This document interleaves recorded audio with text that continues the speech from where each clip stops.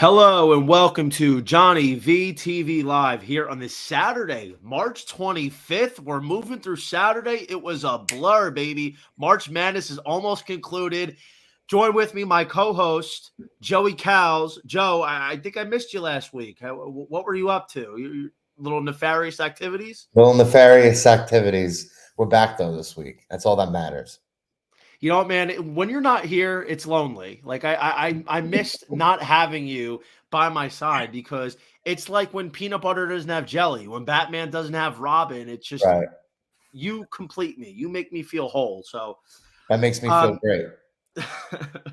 we have a really good show today. We have a great guest, ESPN's play-by-play announcer, Steve Lennox. Guys, a staple in the college baseball community. And the fact is, we have a huge weekend this weekend. It was a lot of great games, so we have to bring him on. Welcome, Steve Lennox, to JohnnyVTV Live. Thank you so much for joining us. Gentlemen, thank you so much for having me. And I love the Jerry Maguire reference. And I'd like to go off record with Joey here and find out what the heck he was doing last week. Me, I was just out, right? Like I said, I There moved you to go. the city before we started this. So a lot of my friends who I grew up on Staten Island with, who I went to high school with, that group of friends, we've all migrated here within the last 2 to 3 years. And they live closer to Hoboken by the waterfront than I do. I kind of live like right outside the Holland Tunnel. So I'm a little All right. 15 minute walk away. But all the places down there, we usually go out and we have a good time. Does Danino's Pizza on Staten Island still exist? Yes. It's on the north Nice. side. Yep. There we go. To get a slice on the island too. And then you got the you original go. Ralph's Ices across the street. So it's still a hot spot. Once April, May rolls around, the weather gets warmer for about 3 or 4 months. It's popping over there. There you go. Yeah, well, I don't think you delved enough into it, like exactly what you were doing. But I think we can make that conversation for another day here. So, gentlemen, we have some business to get to. Yesterday was a wild day here in college baseball, as it typically is, especially on Fridays. So we had a lot of upsets, of course, not the ones that I picked. So I think the first one that we have to start with was Arkansas Razorbacks. Now, I think a lot of people were kind of sleeping on this team. They're the quietest top 5 seed I think we've seen in a while, but they're 20-2. They absolutely ran through LSU in the 9th inning, top of the 9th. They played it 8 runs. And they upset Paul Skeens and did this Tigers offense that hadn't lost a Friday night game with him on the mound all year behind the left arm of Hunter Holland. So, Steve, what was your thoughts on how Arkansas was able to attack this LSU lineup and then stymie them? Yeah, I mean, you've got some big bats in the LSU lineup. You know, Dylan Cruz. I think I've heard about Dylan Cruz since he was 12, 13 years old. He's been in the spotlight for that long. You got Tommy White, transfer from North Carolina State, who's certainly going to put up numbers. So that lineup's going to hit. They were shut down, as you mentioned, by Arkansas pitching yesterday. Arkansas's had some injuries, but they're certainly a talented team. Dave Van Horn brings guys in, year out. He's one of those guys, and certainly SEC teams are going to be strong with it, but they really have done a nice job in the transfer portal. But looking at that box score, and you just kind of looking at the box score as the game was progressing, Skeens was terrific again. But they got to him, they got to the bullpen late, and that's what Arkansas is capable of offensively on putting up a big inning. Well, sure, I think we're going to talk about Vanderbilt. That's what a lot of SEC teams are capable of doing offensively, of just terrorizing, a bullpen. You get into that bullpen, you get into it on a Friday night. Let's see what that series is the rest of the weekend. I would go with the offense certainly being there for games 2 and 3. Yeah, so it's funny because I was talking about this game yesterday. I was on 3 different podcasts back to back yesterday, and each time I said, I think Arkansas might win the series. I backed LSU yesterday. I was able to get them opening on a great price on Wednesday night. But I said, Paul Skeens I have to take because Paul Skeens is giving us no reason to not back him, especially if you're going to get the best of the number early. But in terms of actual game by game, I felt that Arkansas actually had the advantage on Saturday and Sunday, games 2 and 3, because, Will McIntyre is pitching really well right now, but it's more so the fact that when you're looking at LSU, as much as I like Thatcher Hurd, who I think is a top 5 prospect next year, and Ty Floyd, those are the beatable arms in this LSU pitching staff. And what we've started to see with LSU, their bullpen is kind of a problem on the back end to this point. The arms that they thought were going to be solid, like Christian Little, has not been that good. He struggled with the walks. Chase Shores, they moved him out of the starting rotation on that Sunday role. He's got great stuff, but again, he struggles with command sometimes. So I think ultimately this is the problem with LSU. But Arkansas, we got to give credit where it's due. It's not a surprise that they won, but this has to be the biggest win of yesterday, considering the opponent they were playing. And you win Friday night, and you can set yourself up for the remainder of the weekend. You need to just take one of the next two, and to do it on the road is certainly impressive for Arkansas. It's interesting where you're talking about Arkansas, top 5 team, certainly plenty of respect across the country in terms of the polls.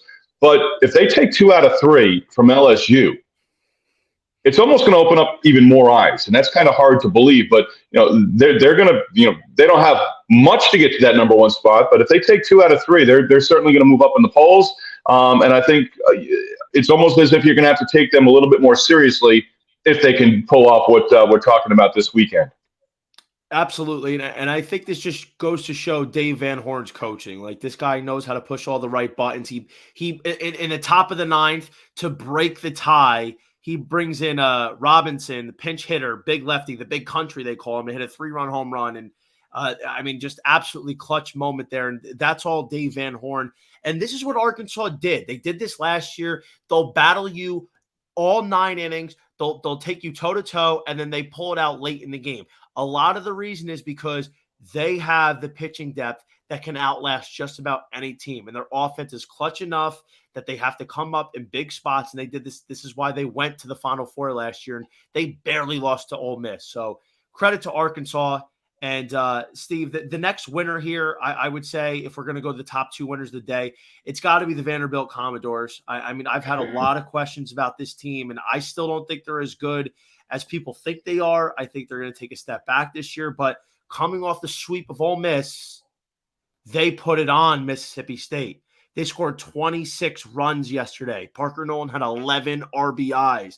Enrique Bradfield got it started off with a left center tater on the second pitch of the ball game. Is this Vandy team coming back to life here, or are we going to see them as a real threat down the stretch this year?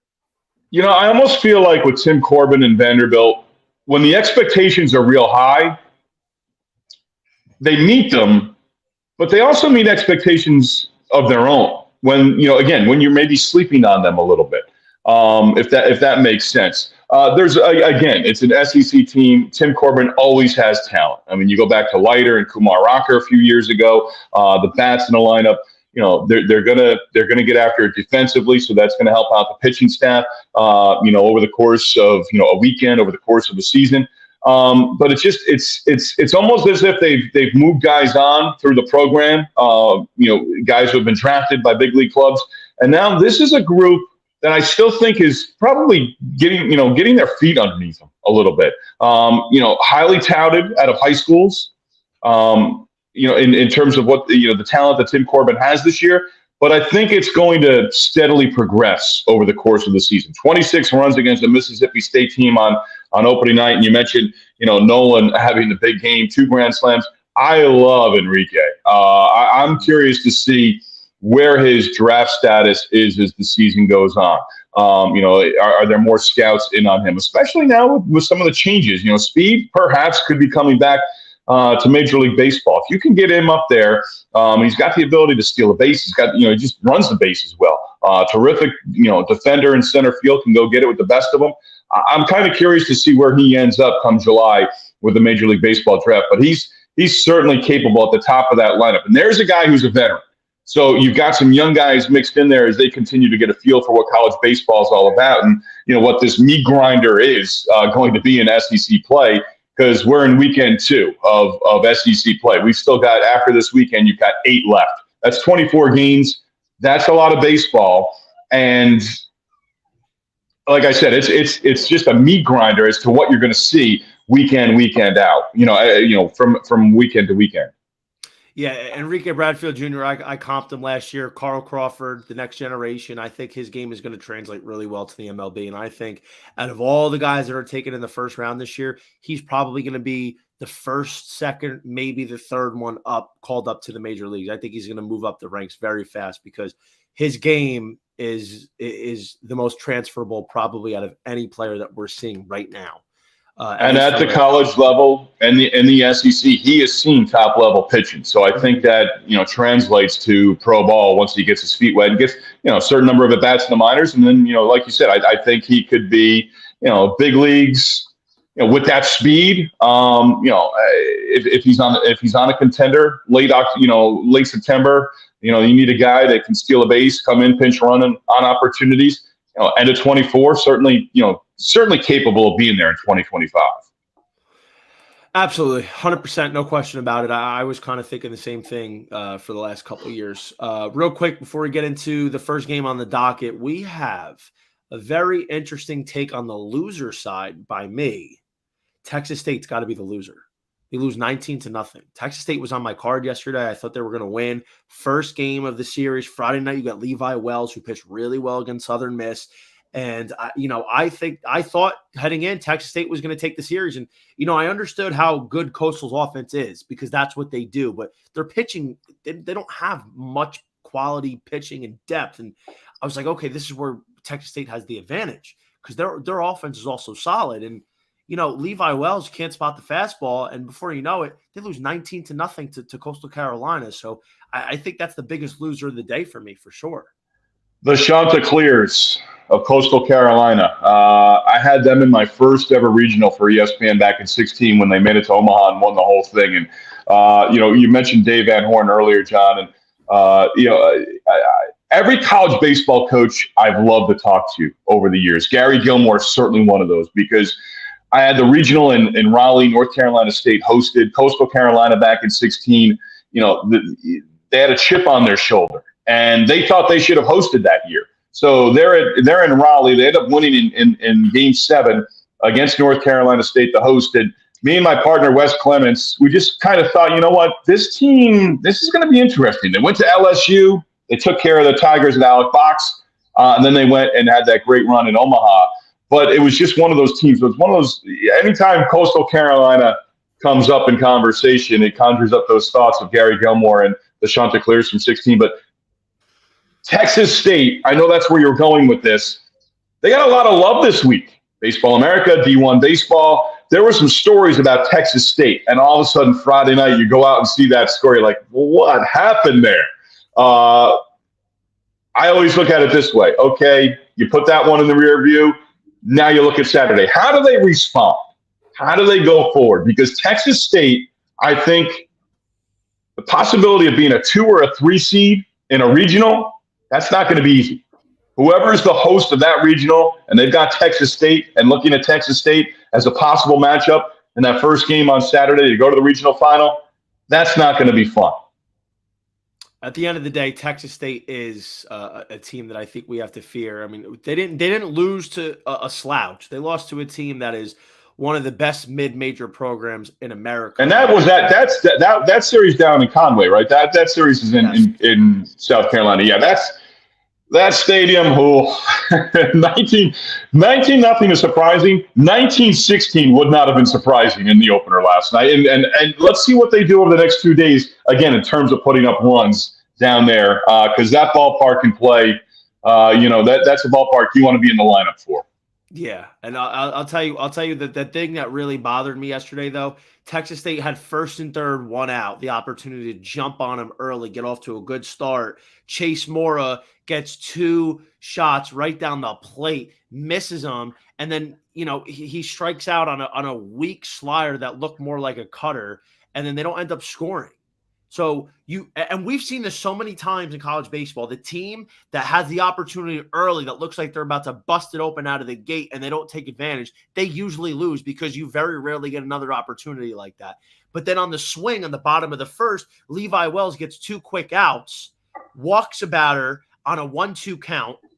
Then he bloops single. Then he walks a batter on an 0-2 count, and then the grand slam, and that's it. And the floodgates open, the game's over, and I'm just like, I mean, I want to rip my TV out of the wall and throw it off my window, because I'm just like, what are we looking at? How is this even possible that something like that can do a 180 in the span of 5 minutes?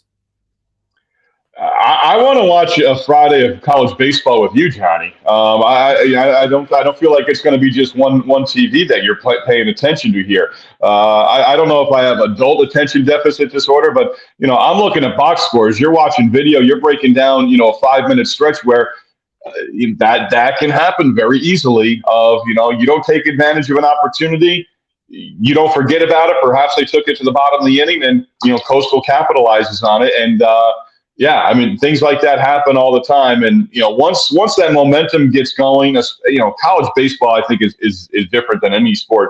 Football, yeah, it can happen. But, is it going to happen in an SEC matchup where you're rolling up 28 unanswered points on any given Saturday? It can happen, but it's a little bit more rare. College baseball side, you can get those offenses going, and they can put runs up and, turn a lineup over the course of a single inning.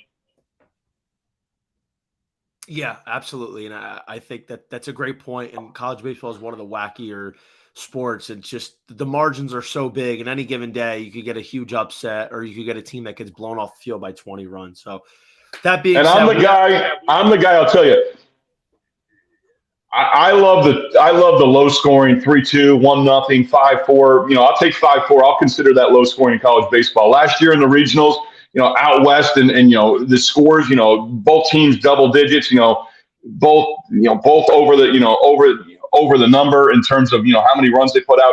I'll take that low scoring 5-4, 3-2, 2-1 ball game in college baseball, and I seem to get a lot of those, which I'll certainly take.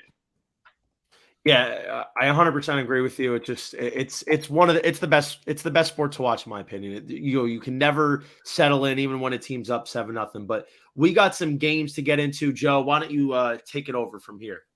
Yeah, so we're going to start the day. Top 25, Texas A&M, Tennessee. Johnny, curious to get your thoughts about this. I know you like this Tennessee team a little bit today.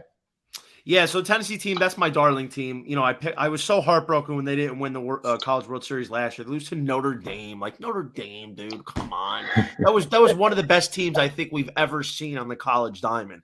They were over a 50-win team. They had so many prospects. They got gutted, but I still stuck with them because their starting pitcher, in my opinion, coming into this season, I was quoted saying this a lot. He is the best pitching prospect in the generation since Garrett Cole and Steven Strasburg. He is a guy that's going to come up, and if he doesn't win at least 2 Cy Youngs in his career, it was a disappointment.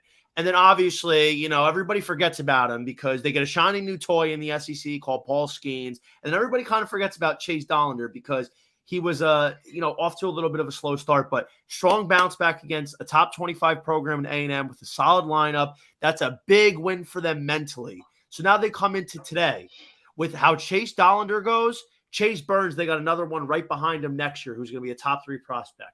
That's who's going on the bump today. I really like Tennessee to stay hot in this one. And Steve, I'm curious to see what you think after the win that they had after getting swept against Mizzou last weekend. How important that was, and do you think they continue to carry this momentum in through the rest of the weekend? It might have been an eye-opener for the guys in the locker room and in that dugout of, we got swept by Missouri. What are we doing? And almost a reset to come back and, rebound. And, it must be nice to start a week off understanding you just got swept by a Missouri Tiger team that, has gotten off to a great start. They had a tough loss last night, came back against Alabama, ended up getting walked off, I think, in either the bottom of the 9th or in extra innings. But it must be nice to open up a week knowing that you've got Dollander going on Friday night. Tennessee is going to be right there. It's just, like you said, they lost a lot of talent from last year. They don't make it. They don't make it as far as they thought they were going to with the expectations. There's something to be said for this number 1 national seed in the NCAA tournament, the field of 64 that they announce on Memorial Day every year, because just once, and that was in 1999 when they first started doing it, has the number 1 national seed actually won it all in Omaha. Tennessee is another one that didn't do it last year. It was Arkansas the year before. It's an interesting number to me that, you got that number 1, you got that bullseye on your back, and if you don't make it out of the regional or super regional round, or you fall short in Omaha, it happens every single year. But Tennessee, they're going to be right there. Again, they're an elite team in the SEC, and they've got a terrific Friday night guy. And as he goes, you see him extend a little bit. That Friday night guy, you get 7, you get 8 innings. Again, that sets up your weekend as well. Now you've got more arms available for Saturday and Sunday out of the bullpen, and that can shorten games up too.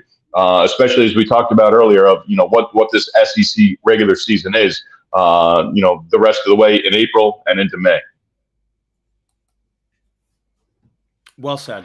Well said, because that's really how it goes. When you get Chase Dollander on a Friday night, he shoves the way he did. And, there's a thing with him right now that I don't know why he's just not getting off to a hot start.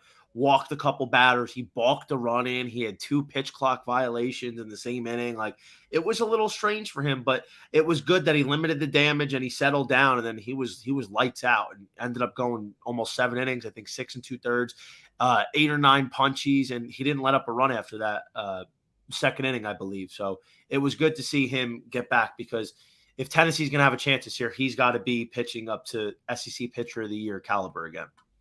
And as the weather gets warmer here, not only in the southern states, but across the country, there's going to be more and more scouts out watching him. Agreed. So let's move on. You guys talked a little bit about Mizzou and the sweep last week, helped them enter the top 25. And they play South Carolina, who won by 1 run last night. And South Carolina, they keep climbing. They started kind of off the map here to start the season, and slowly climbing. Only 1 loss on the season. Johnny, what's your take on this game? Yeah, that was an unbelievable game. I kind of wrote this one off. I was like, so it's funny, right? South Carolina was up 5-2, and I was in between that game because I was watching Tennessee and I was watching a little bit of Texas State early on. I was watching Wake Forest, so there was a lot of games that I was tuning into. And South Carolina was up 5-2. I quote tweeted them, and I was talking about how good this team is, how many ways this team has to beat you, pitching, hitting. They're leading the country in home runs. They're 3rd in ERA. And I was talking about how the first week preseason, I was talking about them at 100-1 to win the College World Series. And I was like, I think that's too high. The South Carolina team has improved a lot since last year. And they're led by Gavin Casas, first baseman, who's won off the country leading home runs, little brother of Red Sox prospect Tristan Casas. And this team is for real, man. This team is going to be in Omaha. I picked them to be one of the final teams to make it to the College World Series this year. I believe in them. I think they're really good. And last night, it just shows what kind of resiliency they are and they have. But that being said, I do think Mizzou takes 1 game in this series, and it might be today against Noah Hall.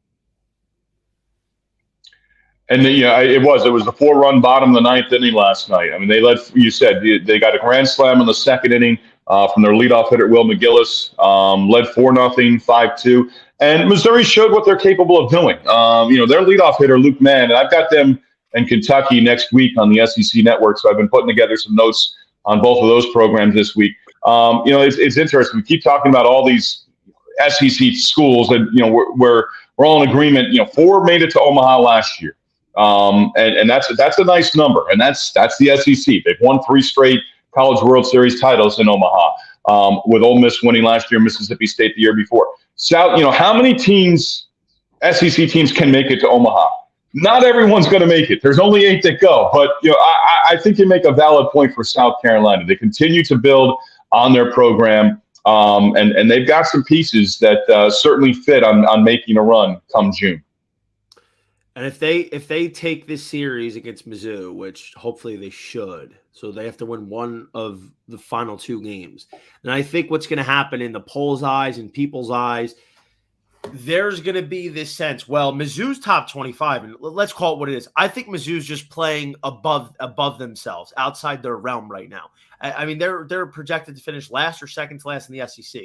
This team does not have a lot of talent, realistically speaking. They have a couple good guys that are playing lights out, like Luke Mann, 3 home runs. I mean, give me a break. 3 home runs from this guy, like he's Blake Burke. But I think how this looks, They're beating the number 22 Mizzou team, taking a series from them. South Carolina is going to crack the top 7 next week. If they take this series, they're going to be in the top 7 for me. Let's get Louisville out of there. I think Louisville's so overrated. So I think we're sliding in South Carolina because this team is legit. And I mean, it's reflected. I know, Joe, I talked to you about from a betting angle. The sportsbooks are starting to recognize how dangerous this team is. They've gotten moved from 100-1 to 25-1 in the span of 3 weeks. So that speaks volumes. I haven't seen that dramatic of movement from a SEC team like that in a long time. Let's get Louisville out. Let's get UCLA out. We know you don't like UCLA. Who else do you not like there, Johnny? You don't like? I think you're not a fan of Stanford either, right? No, I'm not a fan of Stanford. I think they're like the LA Dodgers of the of college baseball landscape. No West Coast love. No West Coast love. I'm not a Pac-12 guy. Not a Pac-12 guy in football, not baseball, not basketball. I love Caleb Williams though. I'll give him that. I do love. There you go. All right, Joe, take us to the next game here. 2 top 5 programs, and you guys mentioned it before. Arkansas won the first game of the series last night. Got Arkansas, LSU. Johnny, I know you like LSU to bounce back today. Keep going. Yeah, LSU got Ty Floyd on the mound. Typically, this was going to be the game that I had LSU losing in the series.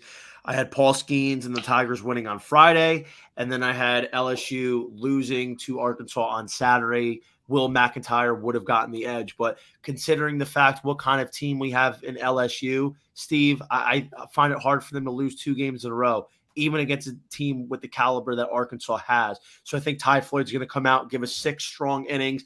LSU is going to jump on Will McIntyre early. And I think there's starting to be a trend that I'm noticing with LSU. And that's, I think they're struggling with lefties. I think they're having a tough time with lefties, especially ones that don't throw hard, but they mix their pitches well. So the good news for the Tigers is Higgins Smith's probably burned for the series. He threw, I think, 60 pitches, 65 pitches yesterday. So you're going to get Will McIntyre and some of the other guys out of the bullpen that aren't going to be lefties. Hard to argue with any of that logic. Let's see what the score is after the first inning and first 3 innings, from there. And how early do they get to the Arkansas bullpen? I think it's a race to 5 runs today, maybe even 4. I think if LSU can put up a 2 to 3 runs in the first 3 innings, I think they have a significant advantage because you want LSU pitching with a lead. You want LSU not pitching in these close games because they've just shown that they're not capable of holding them. They got lucky. They got lucky that they didn't lose 2 games to Texas A&M. And that environment is certainly going to be one to watch. I don't know if it's on one of the nationals or if it's on Plus today in terms of Game 2 of the series. But yeah, that's going to be a great atmosphere. It always is. It's a great ballpark, great fan base, and everything you said about LSU matches up in terms of Game 2 of the series and being able to even up the series going into a final as well against Arkansas. Couple more here, Joe. What do we got? Wanted to touch on this one quick. Number 4, Vandy, Mississippi State. Vandy came out, pummeled the Bulldogs yesterday. So you like Vandy kind of working it into your card today, right? Yeah, Vanderbilt, I'm taking them on the money line. This is the first time or second time all year I've taken Vanderbilt. I've been a stay away. I want to back Hunter Owen in an encore. Hunter Owen, like Brandon Sproat, was one of 2 guys in the SEC and I think the country last year throw a complete game shutout, compile 11 strikeouts against a really good Ole Miss lineup. And, Mississippi State was a dark horse sleeper team I had coming into the year. But my analysis on them was they were going to struggle early in the season because they have 26 freshmen and sophomores. They have a lot of young players, but if they were going to come around, it's going to be in mid-April. Unfortunately, it might be too late by that point because you're going to have some other teams like Mizzou and Kentucky that are playing well above what they should be right now. But I think right now we got to ride Vanderbilt against a struggling Mississippi State Bulldogs team. What do you think, Steve? I think you get to Mississippi State now. You hit it on the head there because they're that's a lot of first-year players and guys getting their feet wet, getting that experience at this level for the first time. It's not the way a lot of schools are doing it right now at the transfer portal. They're bringing in guys. Kentucky has done it. And you look at the rankings for transfer classes. It used to be those first-year classes. Who's got the best first-year, incoming freshman? Now it's the transfer portal. Who's, who brought in the highest level of quality and the number as well. Chris Lemonis is taking it right now. They won it all last year. They scuffled last year.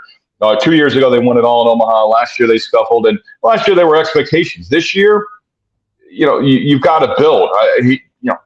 It's just amazing to me, whether it's college football, college basketball, college baseball. College baseball has huge turnover almost year in, year out at the coaching level, at the head coaching level. Chris Lemonis needs to be at Mississippi State for as long as Chris Lemonis wants to be at Mississippi State. That might be unpopular for a lot of people waking up this morning after, what they saw last night in terms of giving up 26 runs against Vanderbilt. But, maybe it's not this year, but if they keep this group intact and they develop the way they're expected to, they'll be there again. It's Mississippi State. We're not talking about a school that has a great run because everything came together in the season. This is a Mississippi State program that's got history and winning it all 2 years ago. Like I said, first time, but they're certainly capable of getting to Omaha again in the next couple of years.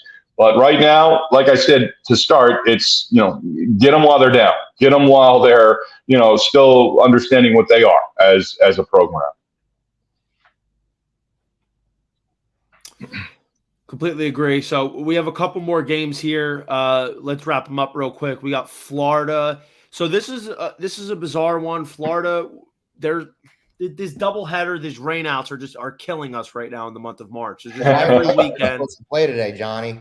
They were supposed to play yesterday, and they flipped. They were the favorite yesterday. Now they completely flipped as the underdog at Ole Miss in game one. So they're playing a doubleheader today. And Brandon Sproat, it's the same pitching matchup. It's Brandon Sproat today in game one, and this is what we're going to talk about. Game one with Brandon Sproat against Jack Doherty, who, in my opinion, is nothing more than a Saturday guy at best right now, as opposed to the Friday guy, Steve. So I'm riding with Florida. I just think the fact that they're such a better team, they're getting Wyatt Langford back, which is huge. He wasn't supposed to be back for another few weeks. Just shows the toughness. And Joe will tell you, I equate Wyatt Langford to this generation's Mike Trout. This kid is the real deal. I think this kid's going to be up fast. He's a 5-tool player. He's tough as nails. He literally looks like Mike Trout out there playing center field, up at the plate with his plate discipline. This kid is really, really good. But I'm backing Brandon Sproat fresh off a complete game shutty with 11 punch-outs. So I think Florida takes game one. Maybe Ole Miss takes game two against a hit-or-miss Hurston Waldrop. And Sproat, we talked Dollander, we talked Skeens. This is a guy who's right up there in the conversation. He might, Skeens is a guy from Air Force, right?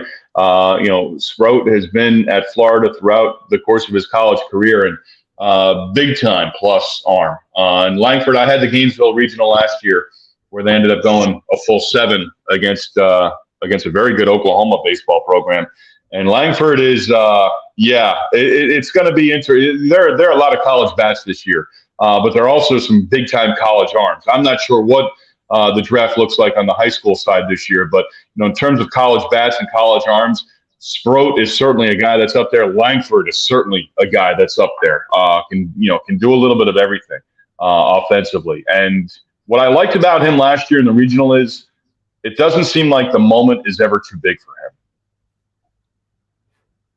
Completely agree. I'm so high on him.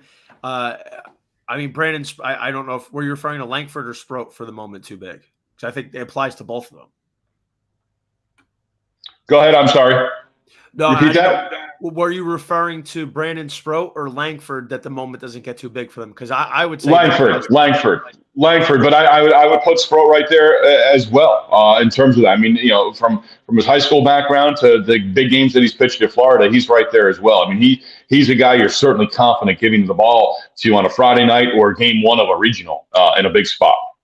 Yeah, and I think Florida, we're going to talk about teams to look at the College World Series in just a minute here, but I think Florida, there's a reason why this team is top 3, pretty much all season in the country. But Steve, we got one more key game here that I wanted to talk about. Miami at Wake Forest. Wake Forest put it on them. Rhett Lauder showed what Rhett Lauder can do with that. We got a pitching theme here. It's another one. And like, so the thing with Rhett Lauder is, in my opinion, he should be a top 10 pick off the board. I think at this juncture, he's right behind Skeens and Dollander as the 1A, 1B. I think he's going to be the third arm off the board and maybe put Waldrop fourth. I just think the way Rhett Lauder has been going right now, and he shut down a Miami team that was red hot coming into this series against Wake Forest. And, you know, he had guys like Yohandy Morales, who's going to be a top 15 pick off balance. He had CJ Kafish, who was the National Player of the Week last week. Like, this guy was unhittable last night, and it all starts with that changeup. They've got pitching, they've got hitting. And it's a very interesting team that Wake Forest has this year under Coach Walter. They're an interesting mix of, they do a lot of things well, the small things well, but they're also very advanced in terms of technology of what they've done at Wake Forest as well over the years. And it seems to really be paying off with not only, you know, the level of talent that they're getting in the program, but just, you know, the ability to develop these kids with everything that they have available to them with their pitching lab, all the different things that they do. And I've heard it talked about more on broadcasts recently. You know, we talk numbers all over the place, but, you know, in terms of development and what they have available to them within their program in terms of what they've invested in is pretty impressive. There have been stories written about what Wake has done. There have been stories about, you know, different programs and what they utilize. But right now, the fact that they're up there in both the pitching side and the hitting side, that tells me a lot. And, you know, I'm curious to see. Wake is certainly a team I'm paying attention to over the coming weeks as we get deeper into ACC play.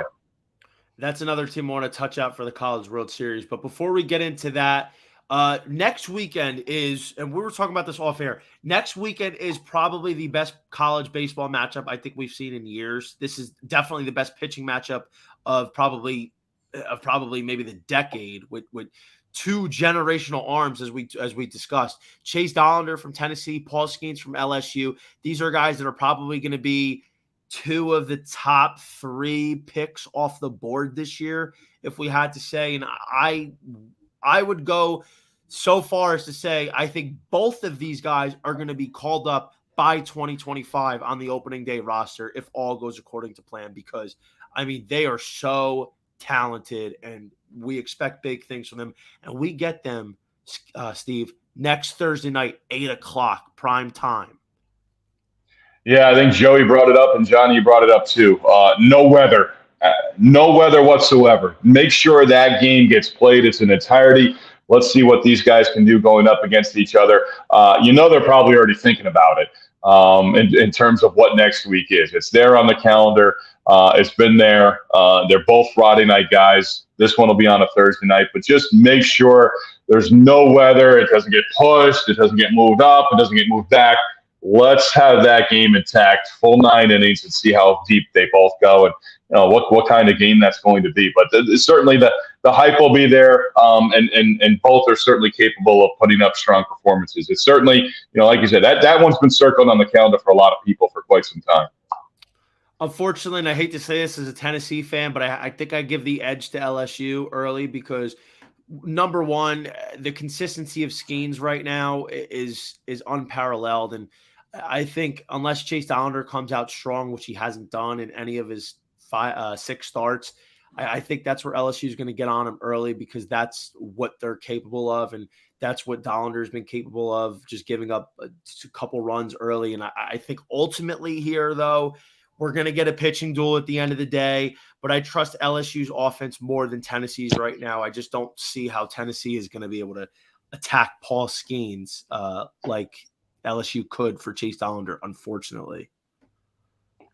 Yeah, I agree with that 100%. That LSU lineup, when it gets rolling, a little different than what Tennessee had last year for what they have in the lineup this year, but you know, that's understandable. But, you know, that LSU lineup, get them rolling, and they're hard to stop. That's 100%. And so before we let you go here, we got to talk real quick about the futures of the College World Series. There's a lot of teams Give me one team that you're looking at that maybe is in the forefront, maybe one of those teams that is being regarded as a real threat, and then give me one of your dark horses who you think could come out of nowhere. Well, we're all from the Northeast, so I got 3 Northeast schools that somehow, some way, maybe one of them gets there. I'm giving you more than what you asked for here. But pay attention to these 3. And I think you may have mentioned Boston College, but also pay attention to Northeastern and UConn as well. And then I know you don't like the Pac-12, but in Andy Stankiewicz, I trust. And there's similar to Texas State this week, people are starting to notice USC a little bit. Andy Stankiewicz first year from Grand Canyon to USC. I think they get better as the season progresses. Can they make a run? I don't know that they host a regional necessarily, but they maybe go out and be a 2 or 3 seed somewhere. And then we don't like them in basketball necessarily, but Virginia has piqued my interest over the last handful of days as well. They're a top 10 program right now in terms of what they might be capable of doing. Not only in the ACC, but with what they have in terms of their talent. That's another team that I'm going to start paying attention to. That ACC, I haven't put a lot of work into in the first couple of weeks of the season, and we're starting. We're inching closer and closer to the midpoint of the season. But Wake and Virginia, for some reason, Wake, of course, without a doubt, but Virginia has certainly piqued my interest to delve into them a little bit more. Yeah, the Virginia ones is interesting because I've kind of looked at them and I know they played really well. So I'm trying to wrap my head around it to see if I think they actually have a shot. And for me, I would say, Wake Forest was a team that I previewed at the weekend before the Super Bowl. And, for anybody that's betting, they were 40-1. A day later, they're down to 25-1. Which is, I don't know if it's somebody was listening to me and they hammered them, what the case was, but I've been on Wake Forest since right before the season started. And I think ultimately here, what happens is for me, I love Wake Forest, but Wake is one of the teams. Welcome back, Steven. We just lost you briefly, but so basically, Wake Forest is one of the teams that I'm really high on. I think their team is better than they were last year. Wake Forest and Florida are 2 teams that have maybe the most talent and depth combined, and that includes against an LSU. Florida, I'm big on, but the one problem I have with them is their bullpen is going to be their demise if they don't get it together. Wake Forest doesn't have that problem. They have an elite closer by the name of Camden Minacci from Tampa. They have the best 1 through 5 lineup in baseball, in my opinion. And so I think Wake Forest is up there. Those are the teams in the forefront. South Carolina, I was talking about for a while now, so they're also on my radar. I love SC. There's still good numbers out there on them. But I would say the 2 dark horses, it's got to be Grand Canyon. So I think Grand Canyon, if they get in, they're going to make noise. They have 3 legit starters, hard to come by. They have a solid offense led by Jacob Wilson, in my opinion, the top shortstop prospect in this class, ahead of Jacob Gonzalez from Ole Miss. And then, of course, Steve, give me a drum roll, baby. Back it up. The Campbell Camels of North Carolina. That is my dark horse. I think this team is a force to be reckoned with. They rake. They mash taters. This is an offense that nobody wants to see. If their pitching starts to catch up with their hitting, led by first-round prospect, in my opinion, pitcher Cade Cooler, who's got an elite arm, live stuff, this is going to be a team that is impossible to get out if their pitching catches up with them. I just got to tip my cap to you because you got some serious college baseball knowledge. You really do. And as you're rattling off, and even Campbell, I mean, you're talking about likely, with some of these schools of being 2 or 3 seeds, not necessarily hosting, but 2 or 3 seeds in that opening round for the regional first weekend of June. There are going to be hosts in the regional round who see a Campbell, who see a Wake. And I think Wake, see how things play out here. Wake will have certainly a great argument to host in Winston-Salem. But you got Campbell as a 2 or 3. As the host school, you're going to look at that on Memorial Day and you're going to be like, come on, you got to be kidding me. That's who we're going to get. That's who we're hosting. And that is going to be a pain in the neck on Saturday and Sunday. And you know what? And I said this so many times this year, I was so upset because, I'm a huge Tennessee fan. And I took them preseason. Like, I'm on Tennessee. So, that is what it is. But last year, I really loved watching Campbell. I loved Thomas Harrington, who was first round to the Pirates. I love Zach Neto, went first round to the Angels, who I think is also going to be called up relatively quickly throughout the pipeline. But they got the worst possible draw that they could have gotten. They had to go into Tennessee's regional in Knoxville. If they got any other draw, they're definitely making the Super Regionals, and they might make the College World Series. Literally any other team they had to play other than Tennessee. It could have been Stanford. It could have been Florida. It could have been Oklahoma. It could have been Ole Miss. It could have been any of those teams. I still think they beat them and they make it out to the Supers and the College World Series. So they're gonna exact revenge this year. You got another team for me to start paying attention to. I appreciate that. Look at they got it. Yeah, Kay Cooler, first round stuff, and I'll give you one of their work in progress projects. Lefty out of their pen by the name of Daniel Brown. The control's a little erratic with him, but he's a lefty that he sits between 98 and 100. He's got an elite arm that if he can get his control consistent, he's gonna be a weapon for them. He's gonna move up quickly in the draft boards too, if that's the case, because a lefty that throws 100 is just hard to come by. Need those bullpen guys, especially in a regional where you can play up to 4 games in a 4-day period. So having guys like that, certainly advantageous down the stretch. It really is. So I'm looking forward to this. This is just such a great sport, man. I'm happy, guys like you. I love what you're doing. Love your game, and I can't wait to listen to Kentucky Mizzou next week, April 2nd. It's hard. We're trying to grow this game. This game is really gotten so much better over the last, I would say, 10 years. And, now the information that we have, and of course we need more, I guess, publicity from the ESPNs and those kind of team, those kind of networks to really continue that. But Steve Lennox, thank you so much for joining us. Tell everybody where they can find you in addition to ESPN play-by-play. Just not much on social media, but just enough at Lennox on baseball. That's my main one. I do some basketball stuff too, but we're getting into the thick of it. And knock on wood, I'll be doing some MLB on ESPN radio this year as well. So that's those are the places right now.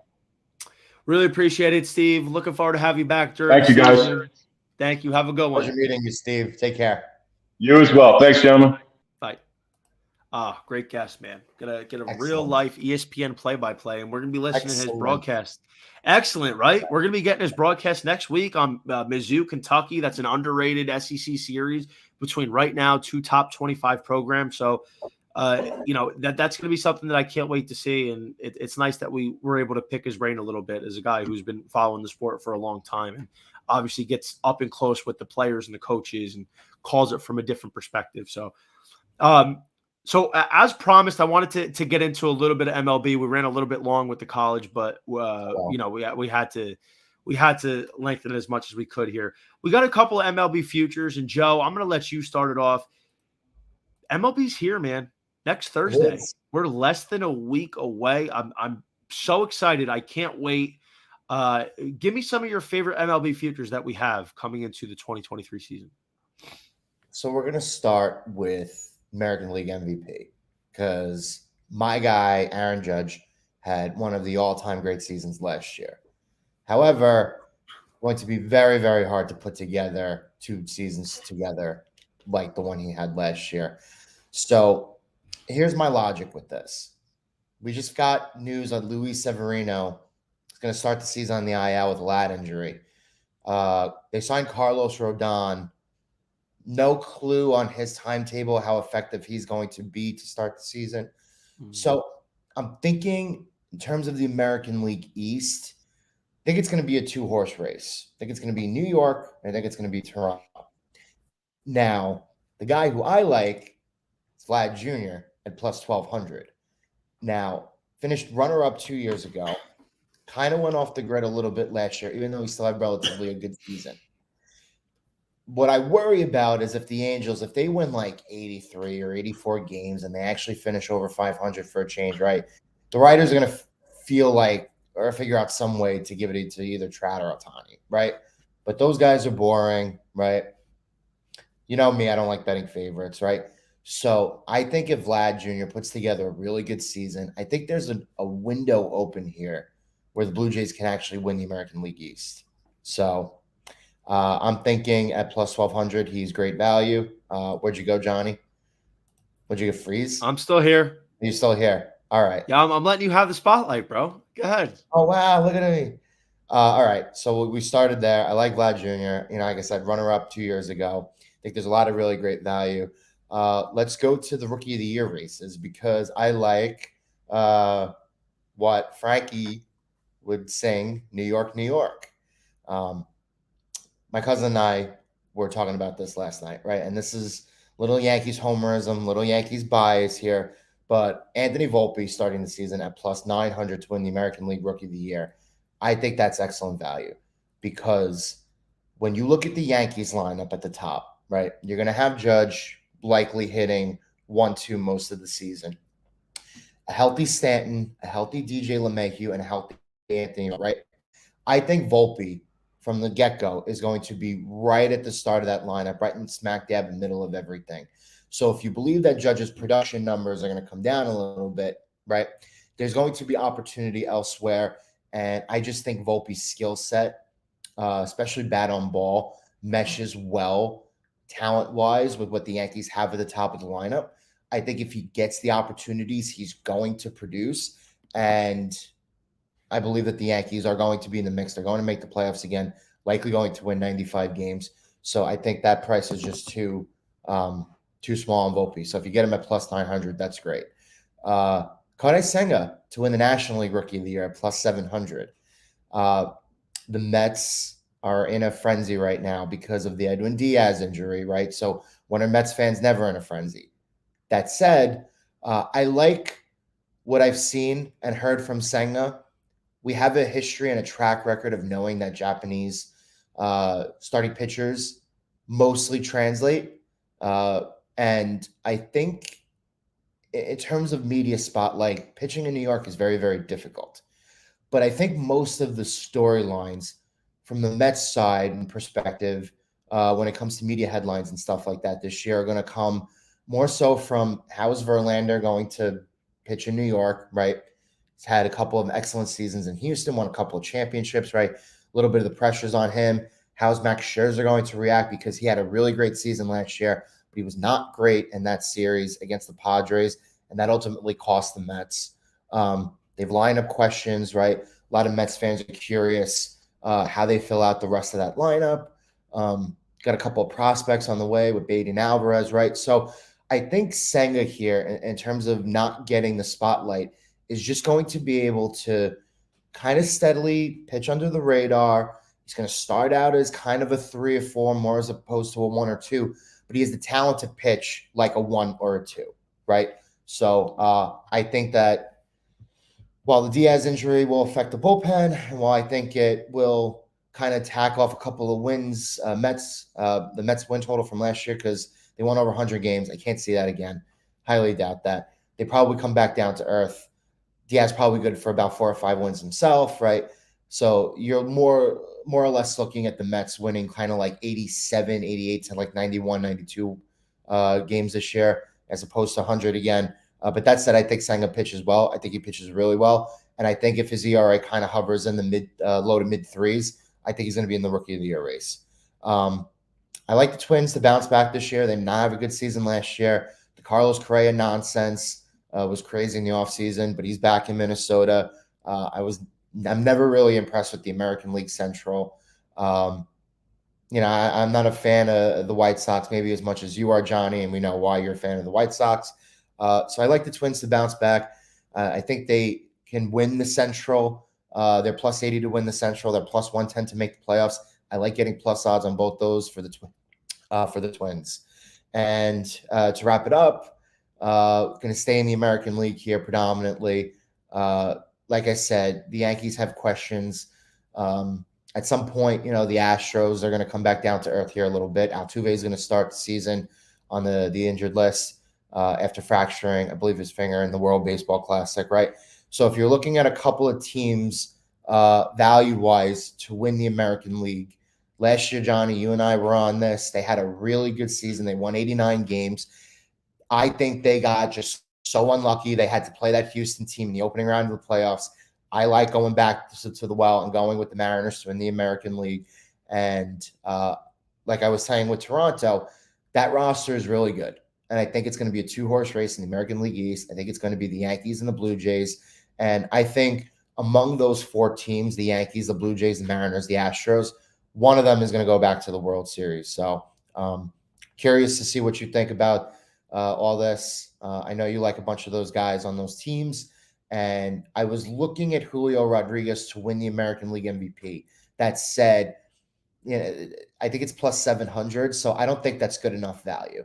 I think if it was like plus 1,000 to plus 1,500, then I would say like go hammer Julio, because I love that kid so much. I know you love him.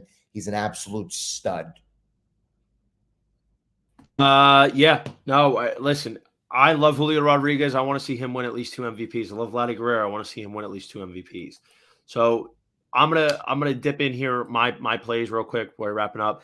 Mariners to win the World Series. Everybody knows I was on the Mariners. 18-1. That's a really good ticket on Seattle. I think if they got a little bit better of a draw, then they didn't have to play the Astros, and they honestly should have beat the Astros. They kind of fell apart, and this is a legit team. They only got better from last year. They didn't really lose any key pieces. I mean, Mitch Haniger was really good in 2021, but he missed so many games last year. They replaced him with Teoscar Hernandez in the lineup. This is a team that should continue their success from last year. I think the Mariners could flirt with somewhere between 95 and 100 wins. I think this is going to be a really good team, and that's why I'm riding them, and that's why I'm riding Luis Castillo, AL Cy Young at 18-1 also, because this guy I picked to win the Cy Young with the Reds back like 5 years ago. And I said, this guy's going to win a Cy Young in his career. And now the way he kind of just transformed himself after injuries, I think Castillo's back, man. He's going to be playing for the best offense he's played for in a long time. This is the best team that he's played on probably in his whole career. He should get a lot of run support. He should play a lot of good games against the A's and the Angels and a lot of these crap teams in the AL West. I feel like Castillo should rack up some good stats. And the fact is, I mean, he's got such a great pitch with that changeup. So I think at the value, 18-1 is a good play here. I'm looking forward to a big year from Castillo. The other AL Cy Young guy that I'm looking at was Tristan McKenzie at 30-1. I think he's kind of a sleeper right now. He took a big step forward in 2022, and this is a guy that also plays for a team that might win the division, is the favorite to win the AL Central. And, I still don't think he's better than Shane Bieber by any stretch, but when you compare what the value is, I think McKenzie, a guy who's capable of pitching with a low 2.2 ERA, getting 190 innings, 200 strikeouts, this is a guy that for the number is a good price. So I'm half a unit on McKenzie.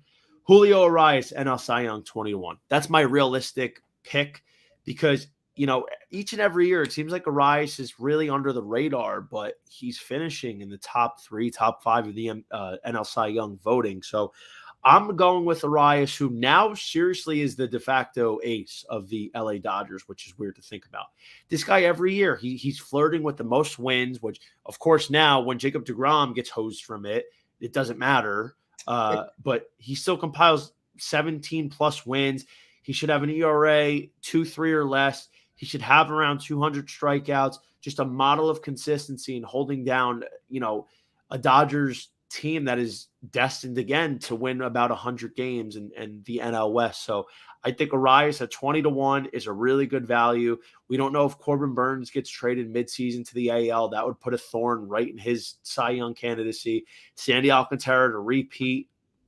Spencer Strider to stay healthy. Maybe a sophomore slump, which I doubt, but at the end of the day, who knows? The value at 10-1 is not there. So I think Urias, the price is right there. Then obviously my swing for the fences, long shot, Hunter Green to win the NL Cy Young. I was giving him out at 100-1. I think this kid has a real chance because he struggled mightily in the first half of the year, but after the All-Star break, this kid was dialed in. He was 51 strikeouts in his last 35 innings. 4 earned runs, only 8 walks in that final 6 starts. His strikeout stuff is unbelievable. He has 102 in his back pocket. He's got a really good slider. He's got an improving changeup. He's learning how to pitch. And I think for that reason, Hunter Green has a chance to really steal a lot of people's hearts this year. The 100-1 has become 40-1 on DraftKings after I was giving it out. And because his strikeout stuff is the anchor of who he is and what his pitching model is, I'm taking him at 60-1 to lead the MLB in Ks. And, again, that's down to 40-1. And if I'm taking that number, because I think if he gets 185, 190 innings, he's flirting with 250 Ks. I guess the biggest question is if the Reds are going to allow him to go that far, this season. But for the price, I got to take a chance. And obviously we're taking over 178.5 strikeouts. I think Julio Rodriguez, 40-1 to lead the league in home runs, is a long shot that I really like because this kid has 20 home runs as a rookie. He's got 45 home run potential, I think, this year. I think he can make a jump to 17 more home runs than he did last year. And ballpark. And I think at 45 home runs, you're in the conversation this year to lead the MLB in home runs because I do not think Judge is hitting 50 again. No, it's so hard to repeat that. And right. Same thing with Austin Riley. Riley at 20-1 is a good ticket, in my opinion, on that stretch because Riley has a lot of power and he's hitting in one of the best lineups in all of baseball. This guy, for a while, looked like he was going to be in the thick of the NL MVP race. So Austin Riley up there. Dylan Cease over 202.5 strikeouts. He's got 226, 227 back-to-back years. Why this number's so low, I don't know. I don't think he's in for a regression. Rafael Devers over 20.5 home runs. FanDuel has him leading the way. Players hit 30 home runs. So I think Rafael Devers is going to have a big one.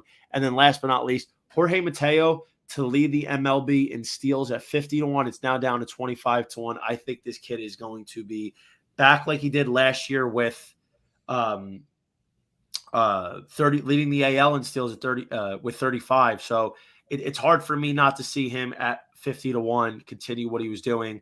Sorry, a couple more. Ohtani, AL MVP, plus 220. I hate taking that only because, favorite, there's not much value, but you're betting on him to stay healthy because at the end of the day, these voters are just going to vote for him if he stays healthy. It's ridiculous. It's the most fraudulent thing I've ever seen in my life. It's disgusting that they're going to try and vote for him every single year. Might as well not even have a race anymore. NL MVP, pencil in Trey Turner for now for a little value ticket at 11-1. I like what he's doing. I think if he goes 30-30 with Philly, keeps the team above water till Bryce Harper comes back, bats 300, he's going to definitely be in the conversation, and 11-1 is a strong ticket. And then finally, Jordan Walker, NL Rookie of the Year at 7-1. I grabbed him before he went on his spring training tear and got down to 4-1. So those are all my picks. A lot to get to. But Before we get out of here, don't forget, sign up for Bet Karma to get unlimited access to pristine betting and fantasy analysis and picks. Use betkarma.com/JohnnyVTV today. So, Joe, really appreciate your time. I'll let you get out of here and enjoy the rest of your Saturday. I'll see you later. Don't forget to follow us on Twitter. I'm at _JohnnyVTV, and he is at JCalabrese1. We'll see you next Saturday. We're going to be talking a lot of MLB games because that's what we have. Ciao.